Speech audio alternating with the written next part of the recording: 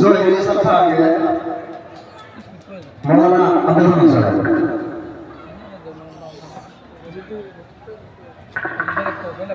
এরপর আমাদের মধ্যে থাকবে আশাফুল ইসলাম সাহেবকে আব্দুল হামিদ সাহেব এরপর আমাদের ওয়ার্ড মেম্বার জহির ইসলাম সাহেবকে আকবর সাহেব এরপর আমাদের মধ্যে থাকবে মোহাম্মদ মুবারক আনোয়ার দোকান নাকাবের জন্য আকবর সাহেব এরপর আমাদের মধ্যে আব্দুল হান্নান সাহেবকে মৌলানা সাল্লাল্লাহু সাহেব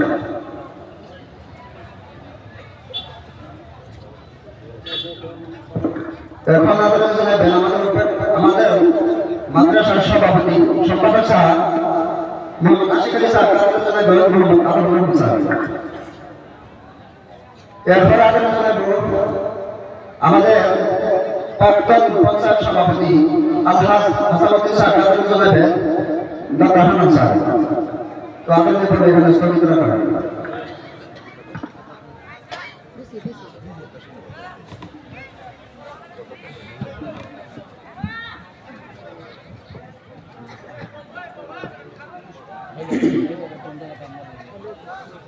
আজকে এই মুড়িগাঁও জেলার জরিগড় বাহারুল বানাত মাদ্রাসা বিরাট ধর্মীয় সভা সম্মানীয় সভাপতি সাহেবকে আমার দিল থেকে সালাম দিলাম। তার সাথে সাথে সালাম দিলাম দূর দূরান্ত থেকে ছুটে আসা জাতির মাতার মুকুট হযরত মাওলানা মুফতি রফিকুল ইসলাম দামাত বরকাতুল্লাহ আলিয়া। আমি তার সাথে সাথে সালাম দিলাম হযরত মাওলানা কারীম আরিফউদ্দিন সাহেব দামাত বরকাতুল্লাহ আলিয়া। আমি তার সাথে সাথে সালাম দিলাম আজকে স্টেজে বসে থাকা জাতির মাতার মুকুট হযরত উলামায়ে কিরামকে।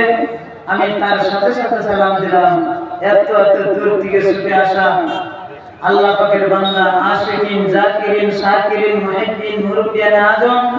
আমি তার সাথে সাথে সালাম দিলাম স্কুল কলেজ মাদ্রাসা ইউনিভার্সিটির ছাত্র এবং টিচার এবং রিক্সা ভ্যানলা সিএনজির ড্রাইভার দোকান পাট যে যেটাই করেন আমি সবাইকে সালাম দিলাম আসসালামু আলাইকুম ওয়া রাহমাতুল্লাহি তাআলা ওয়া বারাকাতুহু। আমার ভাইরা, আমি আপনাদের জায়গায় নতুন না পুরান গো হাতটা তুলে দেখাবেন, নতুন না পুরান? নতুন আসছি গো। আমার কোনদিন দেখছেন? সবাই বলবেন দেখছেন কোনদিন? নতুন আসছে আপনাদের অঞ্চলের মধ্যে। আমাদের বক্তা ইন্টারন্যাশনাল বাংলাদেশ ইন্ডিয়া দুই ভারত দুই বাংলা মিলা সভা করেন যিনি, যার নাম হযরত মাওলানা মুফতি রফিকুল ইসলাম আশরাফি দামাত বরকাতুল্লাহ আলিয়া। বহুত কুকিল কণ্ঠস্বর। কেউ যাবেন না? যাবেন তো কেউ? বলেন কেউ যাবেন? কেউ যাবেন না ইনশাআল্লাহ। অত আমার টাইম নাই বয়ান করার জন্য দুইটা কথা বলবো ইনশাআল্লাহ। এই কথার মধ্যে আমরা আমল করবো তো ইনশাআল্লাহ। সবাই ভালো আছেন তো ইনশাআল্লাহ?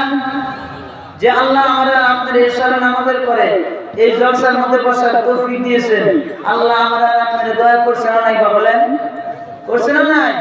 আমার আর আপনার কত হতভাগী আছে মুড়িগাঁও জেলার জেলখানার মধ্যে আছে না? বলেন জোরে লাগে বলেন আছে না নাই? আমার আর আপনার কত হতভাগী আছে আপনাদের মুড়িগাঁও জেলার মেডিকেল কলেজে এডমিশন আছে না নাই? বলেন ইচ্ছা আছে।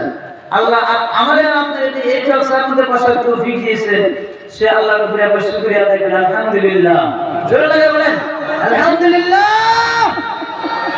তারপরে জনাবে আহমদ মুস্তাফা মুহাম্মদ রাসূলুল্লাহ সাল্লাল্লাহু তাআলা আলাইহি সাল্লাম যে নবী বললেন মান সাল্লা আলাইয়া ওয়াহিদাতান সাল্লাল্লাহু আলাইহি আসরা। নবী বলেন যদি কোনো ব্যক্তি আমার উপরে একবার দরুদ পড়ে আল্লাহ তাআলা ওই ব্যক্তির উপর 10টা রহমত নাযিল করে। বলেন সুবহানাল্লাহ। আর ওই সুবহানাল্লাহ জোরে বলতে হয়, সুবহানাল্লাহ বলেন সুবহানাল্লাহ। একটা করে সুবহানাল্লাহ বলবেন, আল্লাহ জান্নাতের মধ্যে ঘর বানিয়ে দিবেন। কথা ঠিক না ঠিক বলেন এবার? ভাইজান বানারা দেও যেমন যা ভালো তোরা বোঝার চেষ্টা করে দেন বাবারা। আমি আপনি এমন একটা রহমতের মাগফিরাতের জমিনে বসে দাদা ডাইনও তাকাবেন না, বামও তাকাবেন না, পিছনেও তাকাবেন না,